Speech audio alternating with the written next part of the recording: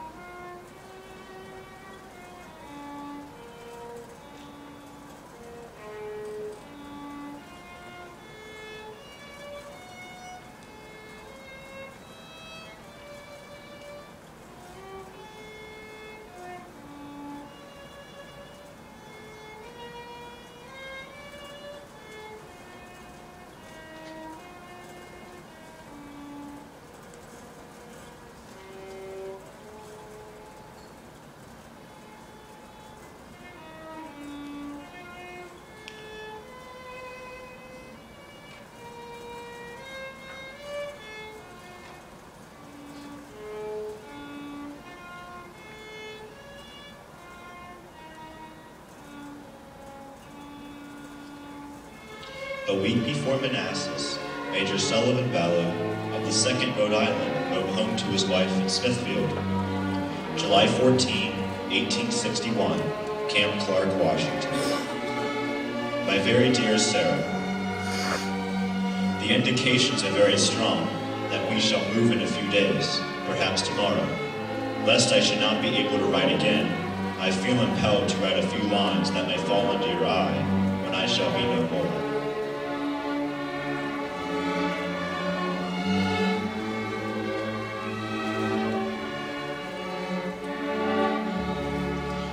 No misgivings about or lack of confidence in the cause in which I am engaged, and my courage does not halt or falter.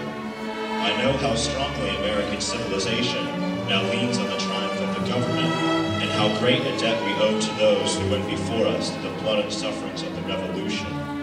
And I am willing, perfectly willing, to lay down all my joys in this life to help maintain this government and to pay that debt.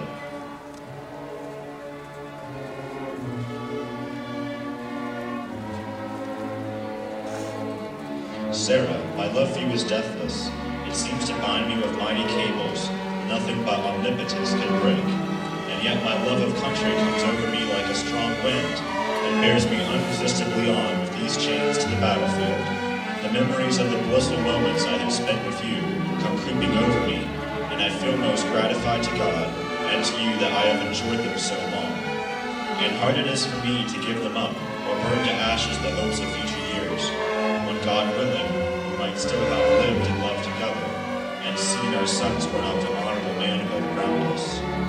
I have, I know, but few and small claims upon divine providence, but something whispers to me, perhaps it is the wafted prayer of my little Edgar, that I shall return to my loved ones unharmed, If I do not, my dear Sarah, never forget how much I love you, and when my last breath escapes me on the battlefield, it will whisper your name. Forgive my many faults and the many pains I have caused you. How foolish I have oftentimes been. How gladly would I wash out with my tears every little spot upon your happiness. But, oh Sarah, if the dead can come back to this earth and flit unseen around those they loved, I shall always be near you in the gladdest days and the darkest nights, always, always. And if there be a soft breeze upon your cheek, it shall be my breath as the cool air fountain throbs your temple, it shall be my spirit passing by.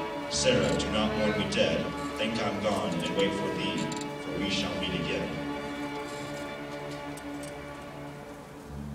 Sullivan Balla was killed in the first battle of Bull Run.